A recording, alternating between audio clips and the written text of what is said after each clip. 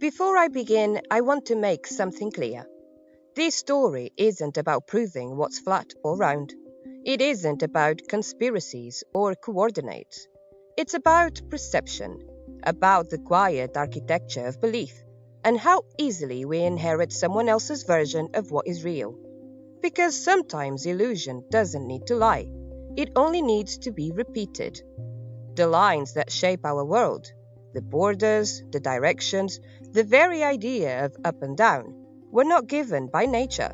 They were drawn by human hands. And over time, those hands belonged to empires, to kings, to people who understood that if you can't control the picture of the world, you can't control the story told about it. So this isn't rebellion, it's remembrance. Not to erase what we've learned, but to feel what the earth has always known. Her body breathing beneath the paper, her truth too vast to fit inside a rectangle. Take a breath with me, and let's begin.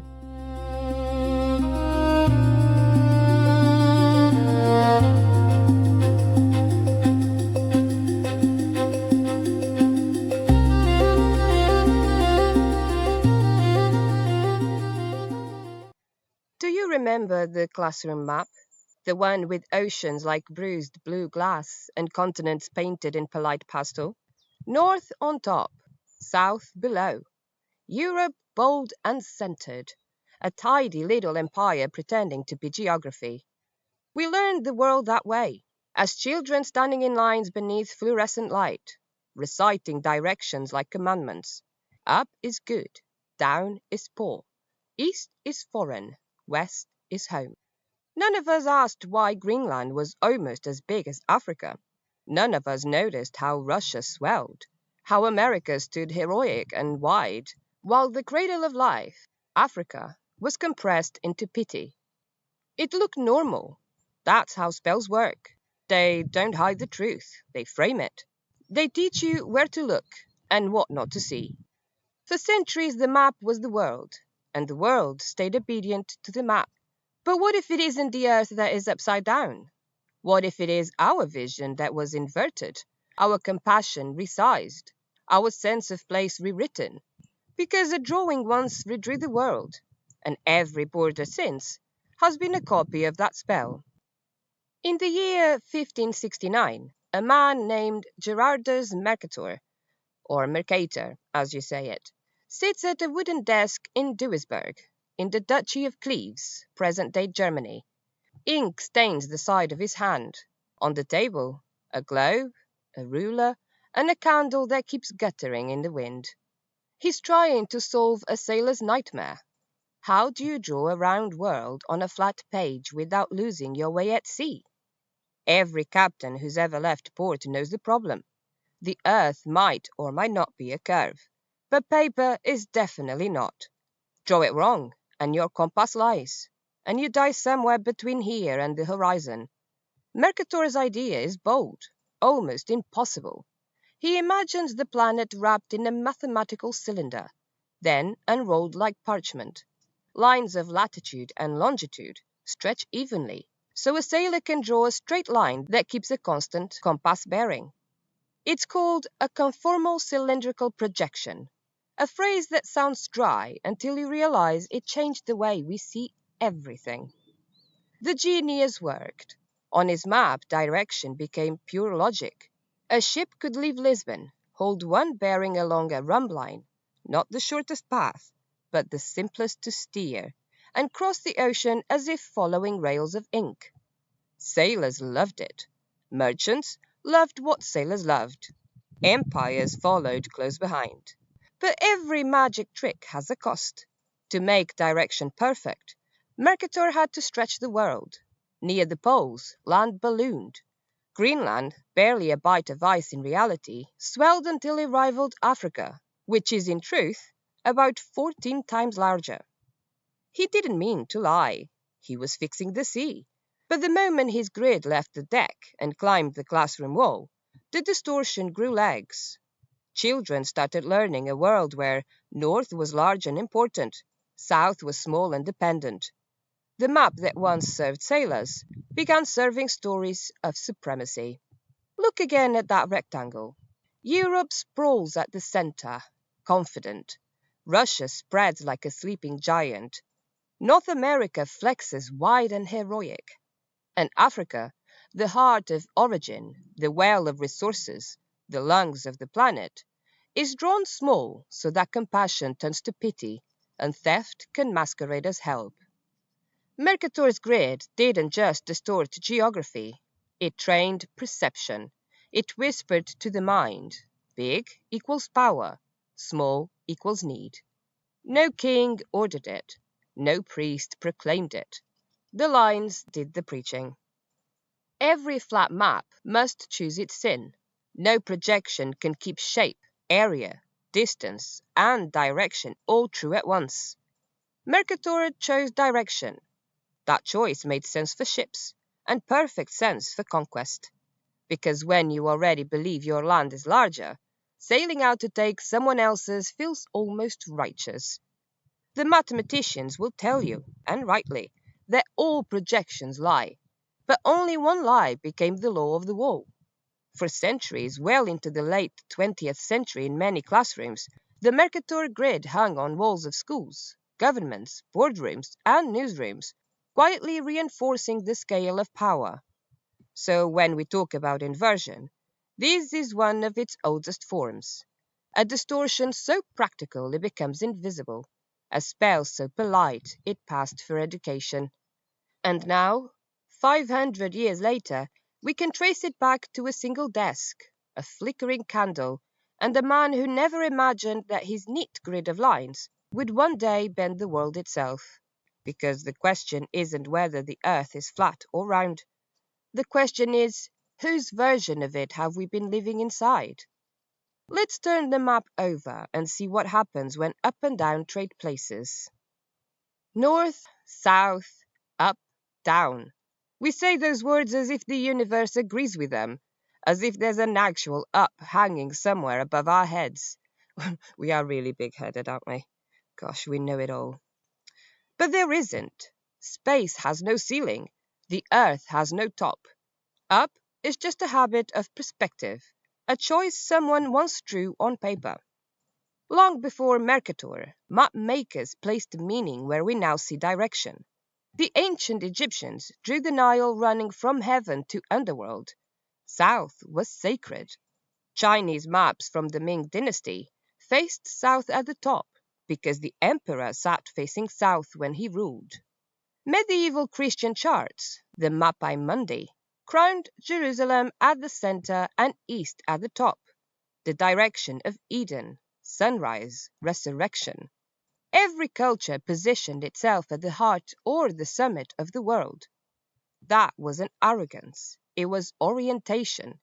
They mapped the cosmos as a mirror of their soul. Then came the age of empires, and geometry met ambition. When Europe began charting the seas, North slowly climbed to the top of every map. Why? Because the world that controlled the compass controlled the story. Europe and North America were drawn larger by Mercator's math, then placed above everything else by convention. That double elevation, size and position, became a quiet theology. Up equals advanced, down equals developing. No scripture needed, just repetition. Notice how language followed. Global North and Global South. First World and Third World.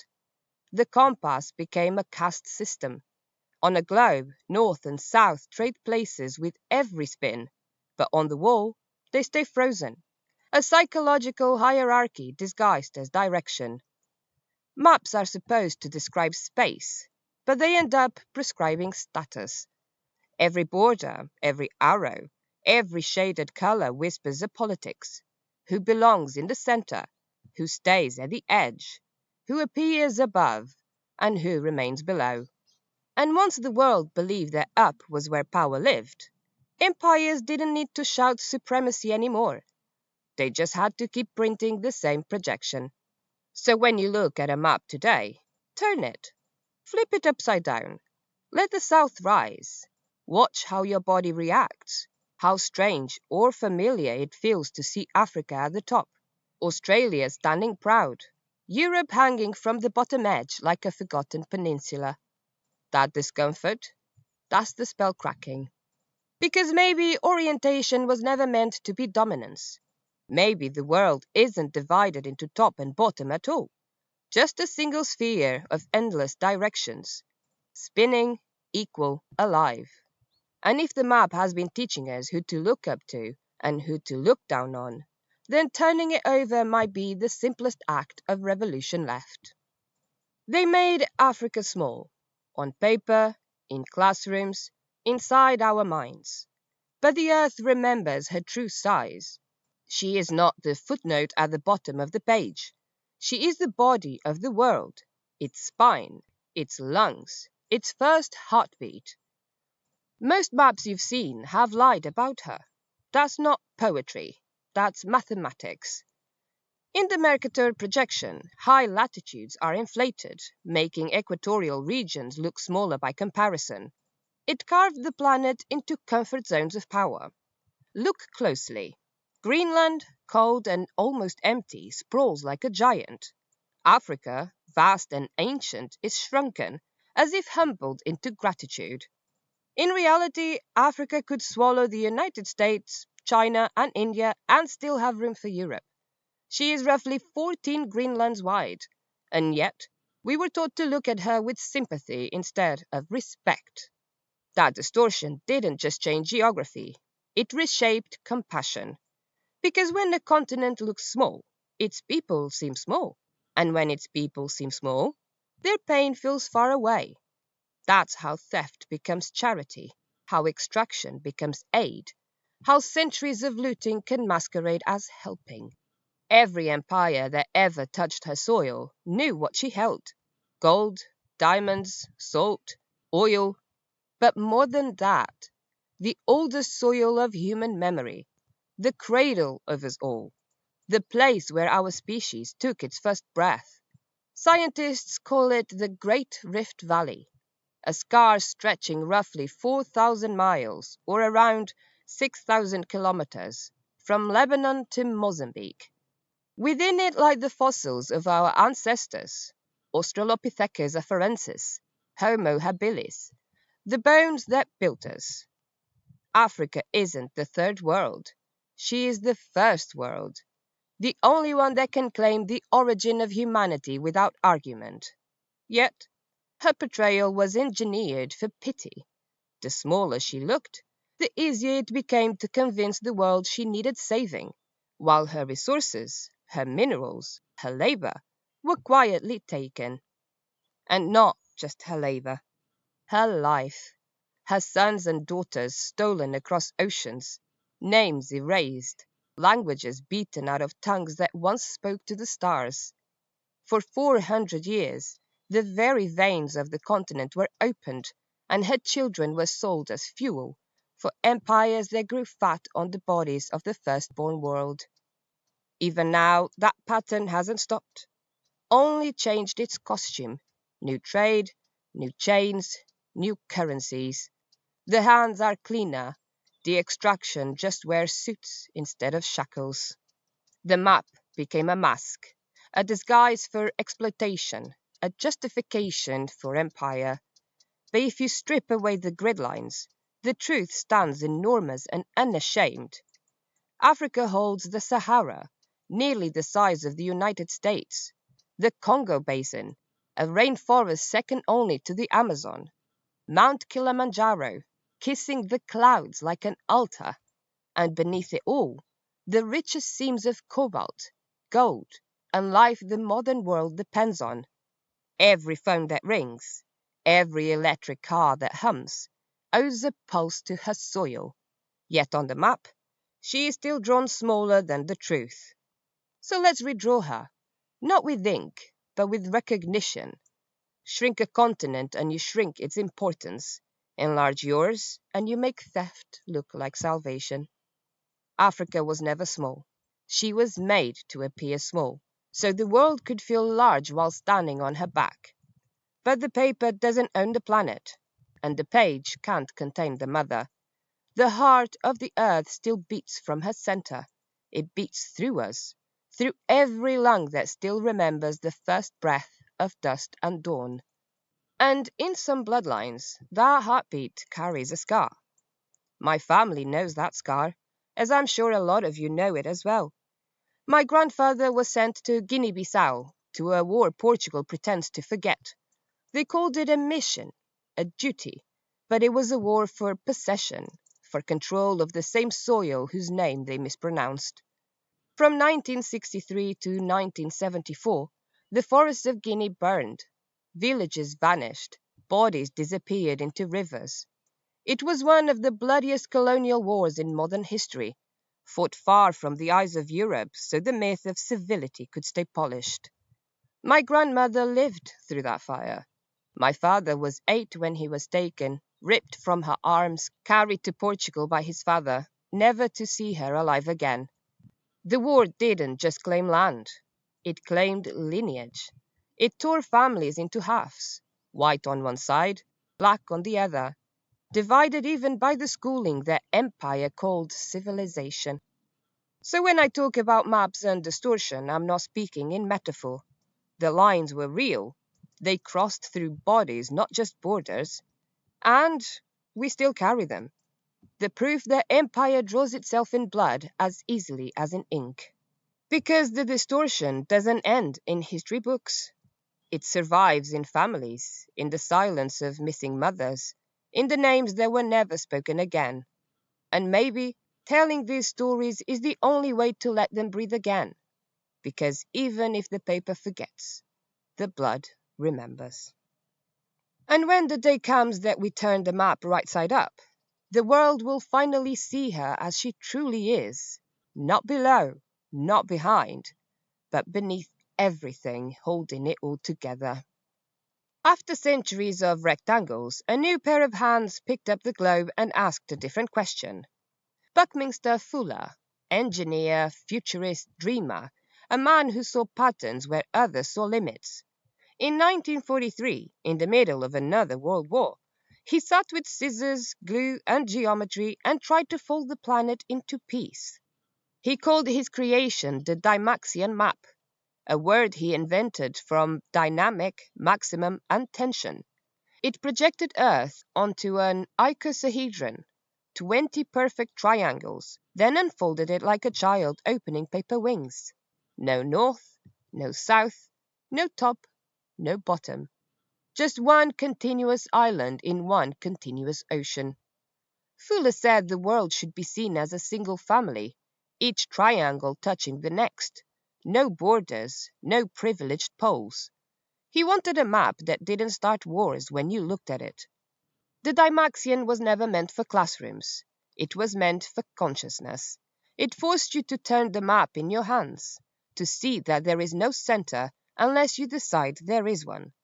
And that, maybe, was the quiet heresy, a reminder that the planet isn't divided by destiny, only by the way we fold it. The triangles glint like scales of a living creature, each facet precise, each edge kissing another. Unfolded one way, and Asia hugs Africa. Unfolded another, and the Americas reach out like open palms. It looks wrong at first, because we've been trained by the rectangle. But when you keep turning it, the logic of it hums beneath your fingertips.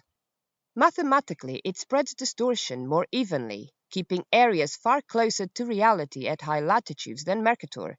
Philosophically, it breaks the illusion of separation. Fuller called it a map for spaceship Earth. He believed that if humans could see the world as one connected skin, we might finally act like one crew. Isn't that such a nice thought? Imagine we all thought like that. I think we would be in a much better world. He was laughed at. Of course he was. The world prefers its straight lines. But his geometry remains a relic of possibility. And here's what I love about it. To see it properly, you have to touch it. You have to turn it. It wants it flat or obedient. It asks for your participation. It's as if the earth itself said, if you want to know me, you'll have to hold me. Imagine if that had been the map we learned as children, a map with no top to reach for, no bottom to escape from, no middle to own. Maybe our sense of belonging would have been geometry, not hierarchy. Because what Fuller did with scissors and triangles wasn't just cartography, it was ceremony. He took a world that had been stretched and divided, and he unfolded it back into wholeness. The Dymaxion is a reminder that the earth can be rearranged without being broken. That unity isn't uniformity, it's the rhythm between differences. And just when you think the story ends there, another pair of hands, half a century later on the other side of the world, picks up the same question. Let's go to Japan, 1999. A quiet studio filled with compasses, paper, and morning light. An architect named Hajime Narukawa, trained in art and geometry, sits at his desk and folds the planet the way a child folds a dream. He calls it the AuthaGraph map, from authentic geometry, a map that seeks to tell the truth. Instead of stretching the poles, Narukawa wraps the globe inside a tetrahedron, 4 perfect faces, then unfolds it like origami. Each continent keeps closer to its true proportion. Africa expands to her rightful magnitude. Greenland retreats to its shard of ice. The equator relaxes, no longer pulled apart by ego. And for the first time, even the Pacific Ocean, that living lung that holds a third of the planet, appears in her true immensity. No longer a thin strip at the edge of the page, no longer an afterthought between continents, but the vast blue heart that connects them all. It's as if the water finally remembers its size, and the map remembers its humility.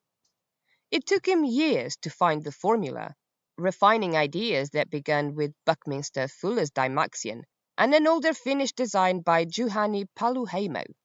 But Narukawa gave the Earth what no one else had quite managed, a rectangular map that can be folded back toward a sphere, without tearing, without losing balance.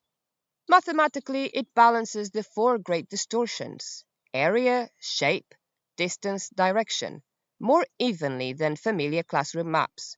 It can even tile infinitely, edge to edge, suggesting a planet without borders, a truth that repeats instead of ends. When he finished, he founded AuthaGraph Co. Limited and submitted the design to Japan's Good Design Awards.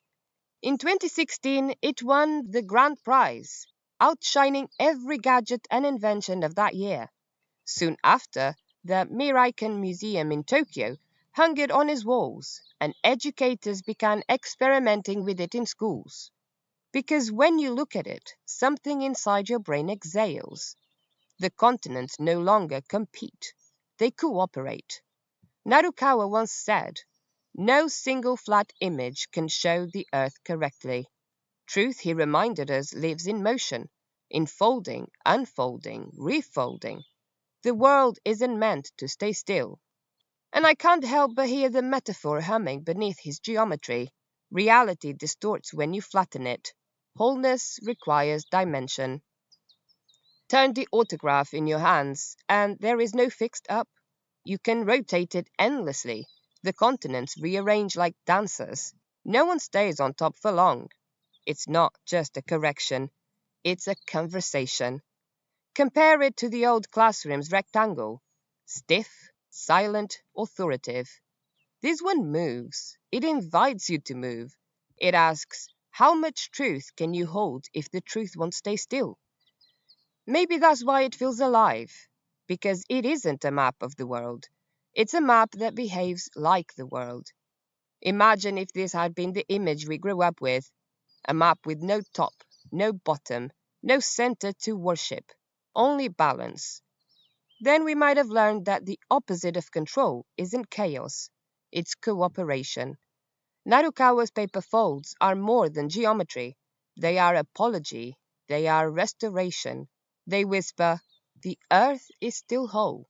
You just have to unfold her correctly. 500 years after Mercator's neat deception, a Japanese architect built an origami of redemption, the same planet, finally drawn with humility. And as I watch the AuthaGraph turn in the light, I realize the map has always been a mirror. The way we draw the world reveals the way we understand ourselves. If we can refold the planet back into proportion, perhaps we can refold our own hearts too, back into truth, back into balance, back into belonging. Because the Earth was never wrong, only the picture was. Maps don't just show the world, they teach the world. Every border is a sentence, every line is instruction. The longer we stare at it, the deeper it sinks. A child stands before a classroom map and learns three things before learning to read: who is above, who is below, and who is important enough to be printed in bold. That's not geography, that's conditioning. The Mercator map didn't only stretch continents, it stretched ego. It told generations of eyes that the North was dominant and the South deficient, that expansion was destiny, that empire was orientation. Psychologists would call it a status hierarchy bias, a reflex that creeps into the body.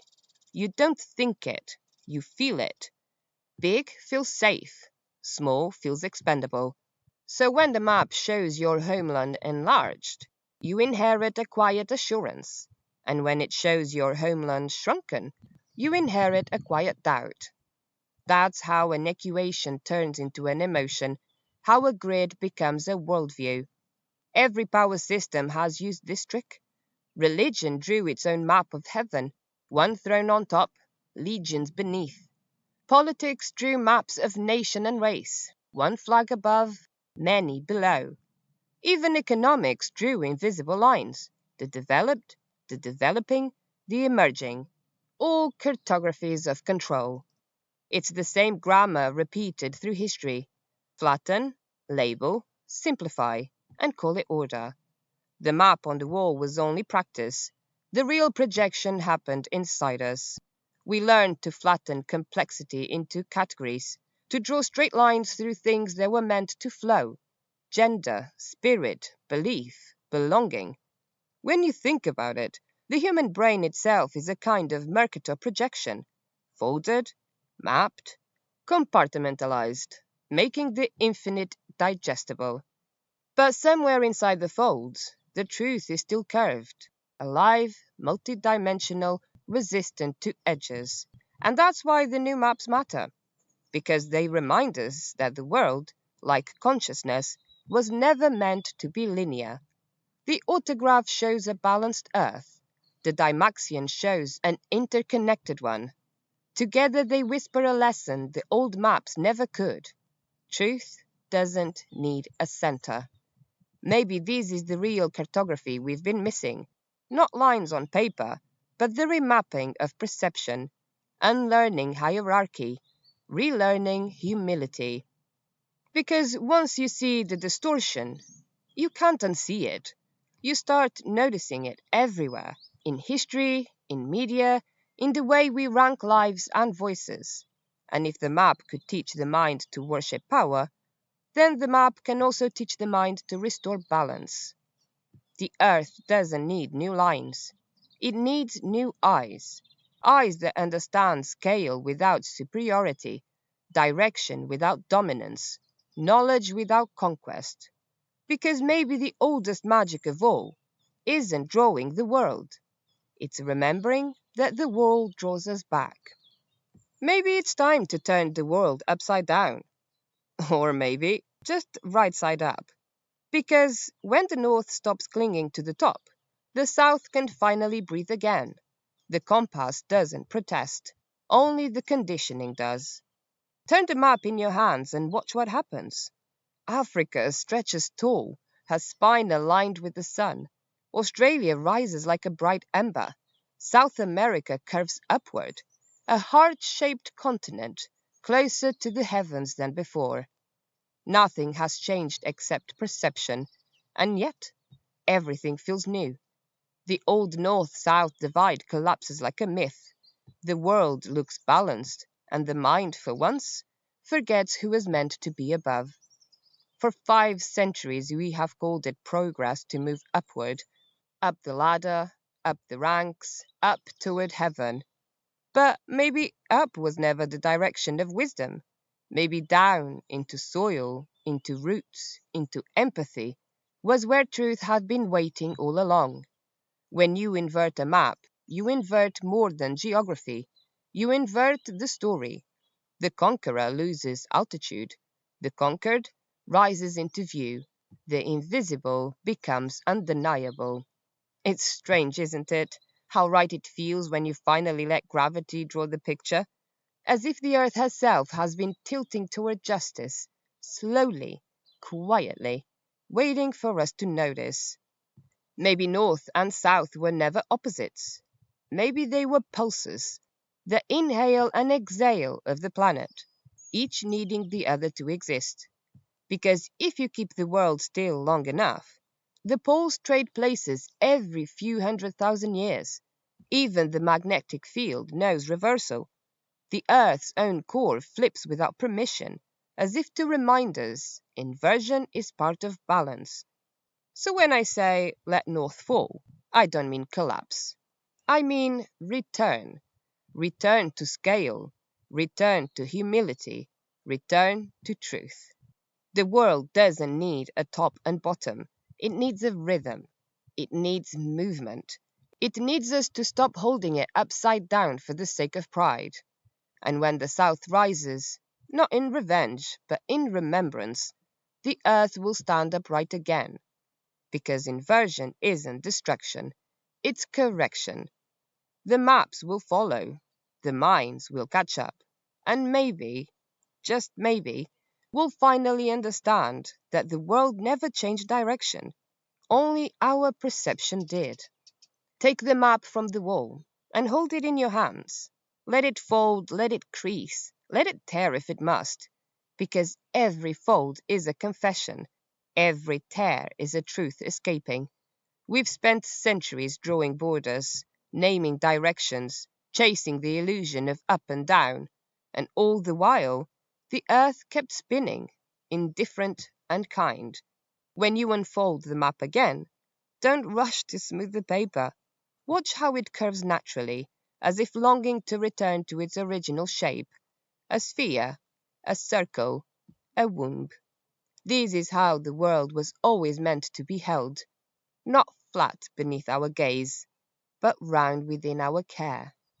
If you listen closely, you can almost hear her, the low hum of the planet beneath our noise, the heartbeat of Africa, the sigh of the Pacific finally given space to breathe. The truth is simple now. The earth was never broken. Only our picture of her was. So unfold the world again. Let the north fall, the south rise, the lines blur. Let the continents meet in the middle like old friends. Let the ocean take her rightful size. Because when the page remembers its curve, the mind remembers its humility.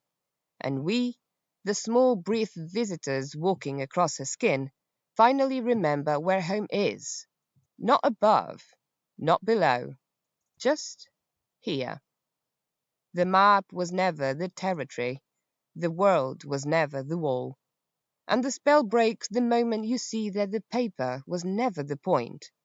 The earth is alive, unfolded, remembering herself through us, and so are we. So maybe that's enough for now. Maybe the world doesn't need one more conclusion, just a little silence to stretch its lungs. We've turned the map and folded the paper, let the continents breathe. And now we wait to see which thread tugs next, which story rises from the deep. We'll find out together, because that's what this journey has always been, following the pull of the unseen current until it brings us home again. If this episode loosened a thread in you or lit a question in the dark, come and find me on Instagram at Bloodline Myths or on TikTok at Wildly Woven or on the YouTube channel Bloodline Myths, a story we forgot to tell. I mean, there's plenty for you to choose from. There's no reason not to come and say hello.